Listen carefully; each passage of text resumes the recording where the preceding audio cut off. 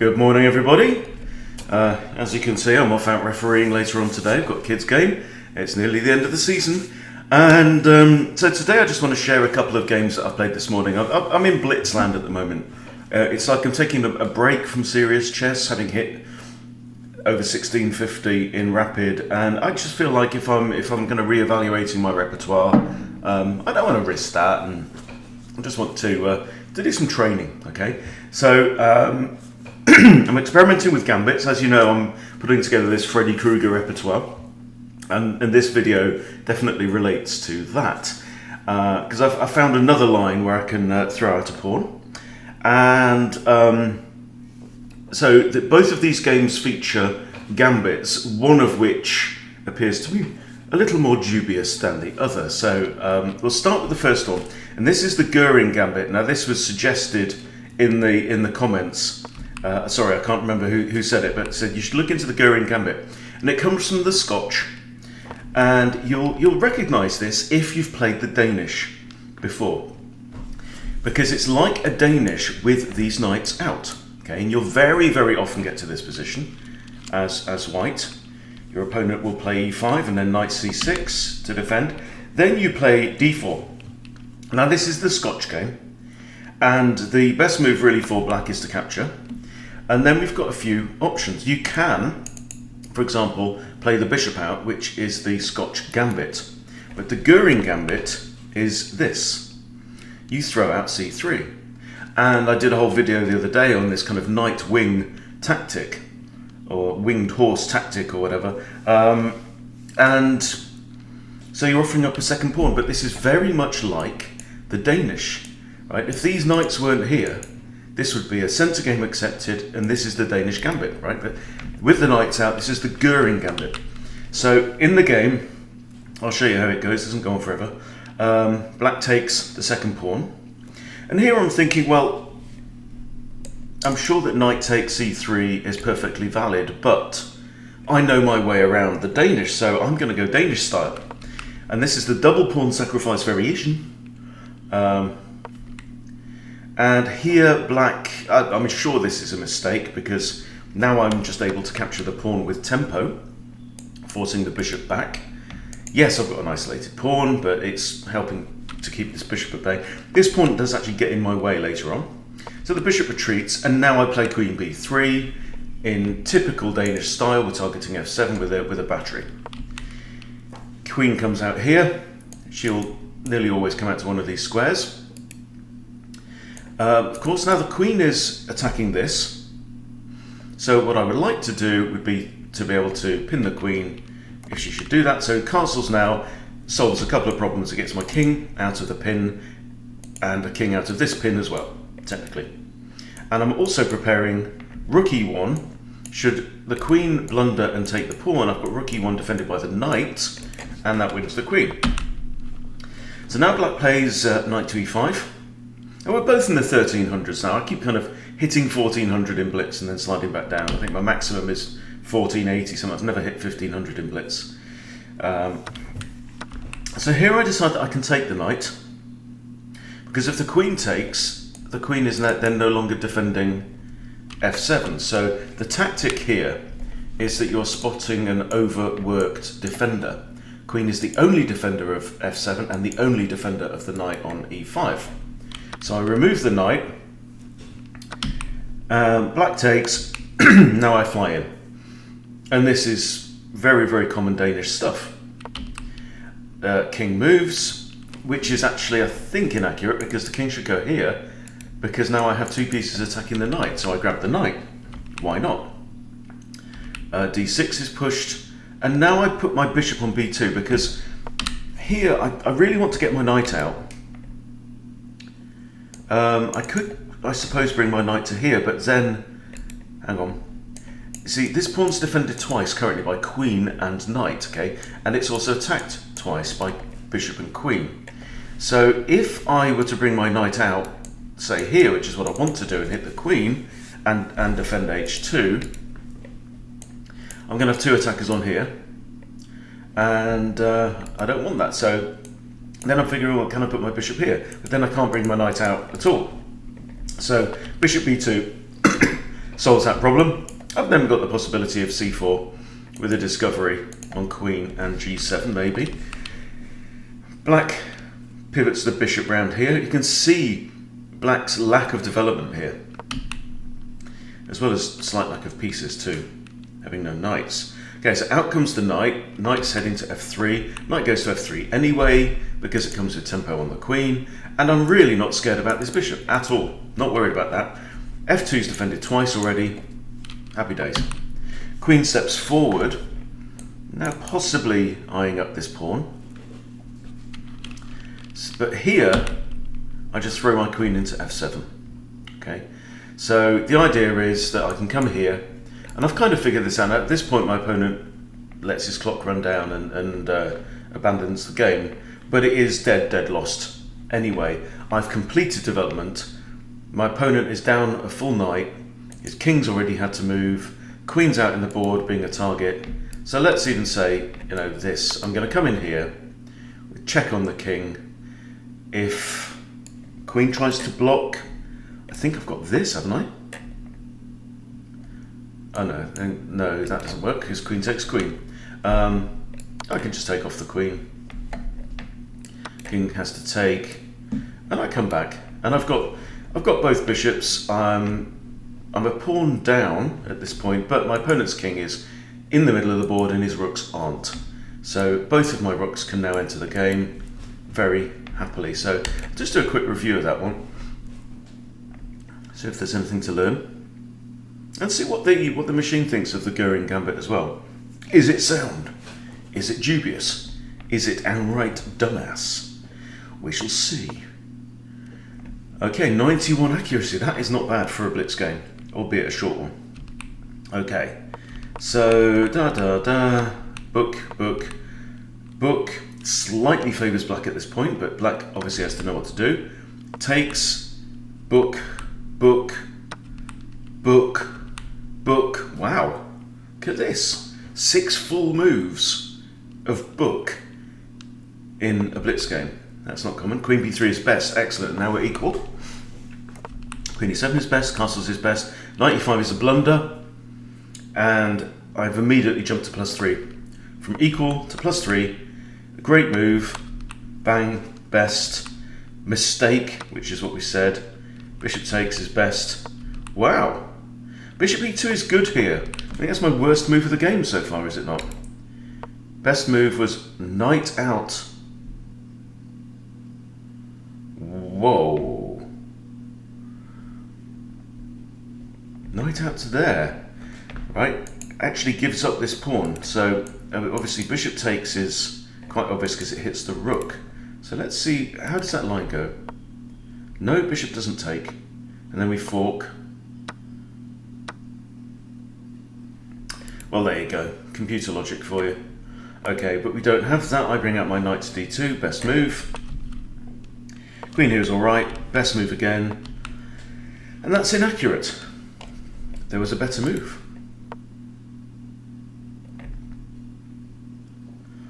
Wow, golly gosh. A knight sacrifice. D takes rook a d1. And he's dead lost. Okay, well there you go. You call it inaccurate, I call it screw you stockfish. Okay, so lots of fun with the Göring Gambit, and that, if you're a Danish player, might be one to look into. I might try that out myself a few times in Blitz and see how we get on. Probably scores all right. Now here's the second game, and this is a gambit of my own invention that does not have a name. And probably for good reason. But I'll show you the game first, and then we'll have a quick look on Lichess and see how it fares in the wild.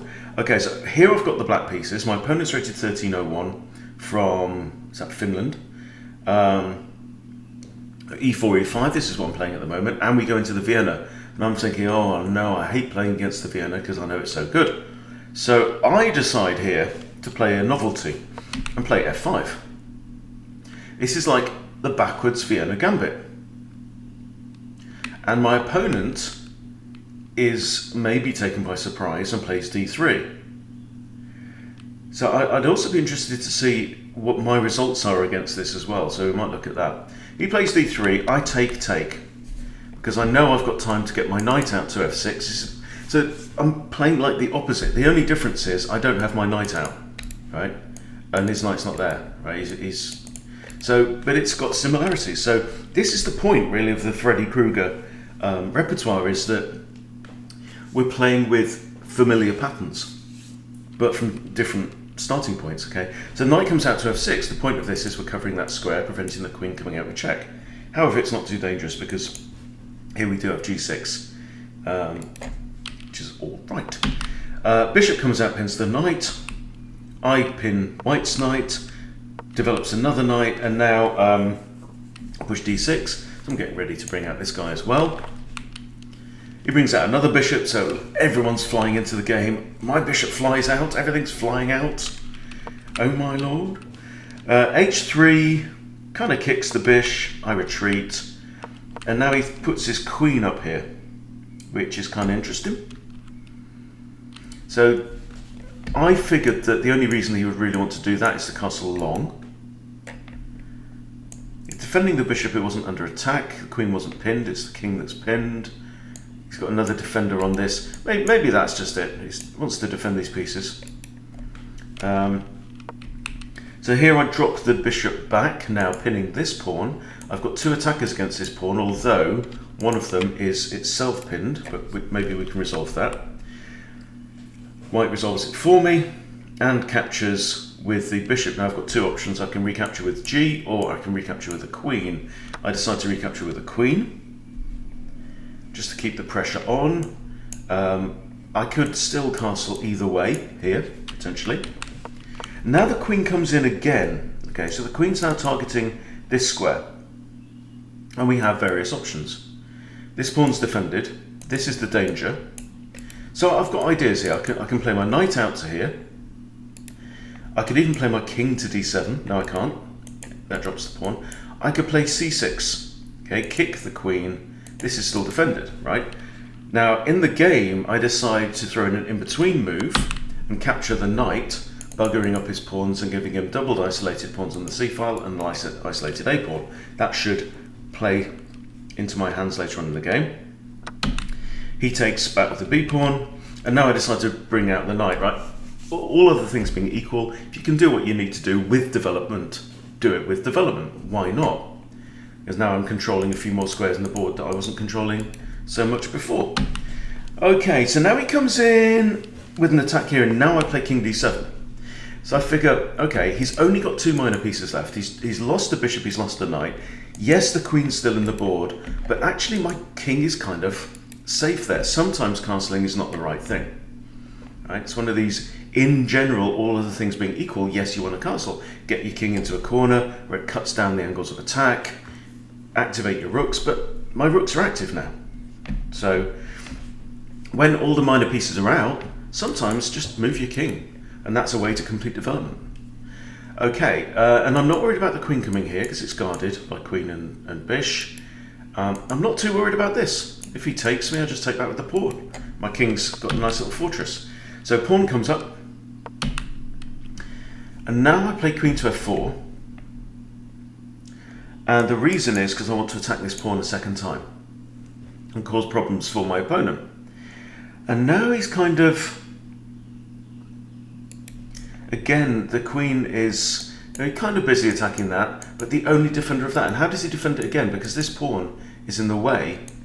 This bishop can't back and defend it, can't come back. Knight could go to there. So in the game, he takes my knight, I recapture with a pawn, now comes with tempo hitting the queen. Now, I don't think that was a great move, because now he's got to move his queen, and he's lost a turn that he could have used maybe to defend the pawn with the knight. So he just castles and loses his queen and resigns. And there you go, and that's what happens in blitz, guys. That's why we don't recommend it if you want to get a lot better at chess. I'm not wanting to get a lot better at chess. What I'm wanting to do is practice a new repertoire and get familiarity with it. That's a slightly different thing. Okay, so I'm not practicing playing my best by playing blitz, I'm just practicing. Okay, and so over on Lichess, let's have a quick look at this. So I've added this to my Freddy Krueger Black repertoire, which you can get off Lichess. And in fact, you can probably even just do a search for Krueger, Krueger. And okay, so this is the, no, that's not the opening, we're going Vienna. Okay, Vienna opening. And now we're looking at F5. And F5 is not super popular, but it actually scores 45% for black here. And I've got it set to the full range, blitz and bullet, okay? Sorry, blitz and rapid. So it's not awful. And it's very rare, 1.6%. However, I am kind of drawn to it because I hate playing against the Vienna. Knight c6 is actually the most common move, to which I respond bishop out. But let's have a look, okay? And now the computer goes, you're mad. It's now plus 2.5 already for white after move 2. And the best move for white really here is to accept the gambit. Now, and this is the no-name gambit. But my opponent didn't do that in the game. My opponent pushed d3 and that was equal, and as we can see, he went on to lose, right? But if they take the gambit, then it really does favours white still, 54 against 43 in total. The best move here for black is knight f6, right? d5 is tempting, but that's not good. Should we see why it's not good? Because of queen h5 check, yeah. See? So I'll say d5, definitely a mistake. Need to defend queen. Oh, I can't type now. Queen h5 check, you see? So we'll go back from there. So it has to be, as we've seen, has to be this move, obviously. But then, white, if they know what they're doing, has this g4, which wins 63% of the time. So it's not curtains for black. You've got ideas like bishop b4. I mean, what's best here? c6 has been played, no, but still, I mean, you're down in the 40s. So this is really, basically, if white knows this, then it refutes the gambit, basically, if they play this move. And even if they don't, anything else is pretty, apart from that, you're just into playing chess. Now, there are actually 5 common ideas here. g4 is the best. Bishop c4 is fairly equal. d4 is also good for white, and knight f3 is pretty equal, and d3 is pretty equal. So we've seen, there's a lot of different ways this can go. Is this a gambit that's going to take you up to 2000? Probably not. I think that Vienna players ought to, at a certain point, they'll know this, and you will struggle. So I think we have to say it's unsound. And that's probably why it doesn't have a name, so we probably shan't go ahead and do that. So let me just check on the chess.com Explorer, while we're here, with my games as white, how many times have we seen this? And how has black fared with the move f5? I've seen it 12 times and it's 50-50. Haha! Which is actually as good as it gets, really, for black when they're playing against me in the Vienna. They have c6 with 51%. That's kind of slightly weird. But then f5 scores 50%. So it ain't too bad. In fact, in my games, knight c6 scores nearly 50% for black as well. But so this is not the end of the world. Okay, so I've taken 10 times. Okay, they have to play knight f6, and basically if they don't, I've won 2 out of 3. So someone played d6. Did I bring my queen out? No, I forgot. I didn't do that Because basically they can't block with the pawn because you can take, they can't take back because you take the rook. That's the idea here. But yeah, I mean, maybe it's playable. Maybe it's playable up to 1500. I just don't think it would be up to 2000. That's all. But there you go. That's some fun with dubious and maybe slightly less dubious gambits. But I'll tell you what, I'm liking the Göring. I like this Göring idea. This variant of the Danish with added horse. So it could be fun. All right, everyone, have a great Sunday. I'll see you soon.